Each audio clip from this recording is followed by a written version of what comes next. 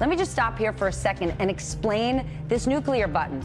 It is not actually a button, it's a process. The president has what's called a nuclear football with him wherever he goes. It's actually a 45-pound locked briefcase carried by one of his military aides. It contains secret information the president uses to form a plan of action if a strike becomes necessary. In order to authorize the strike, the president must verify his identity by giving the Pentagon a unique code on a small card known as the biscuit. He carries this with him at all times. Once authenticated, the president's orders are transmitted to launch operators, who then have to match the orders to sealed authenticators locked in a safe.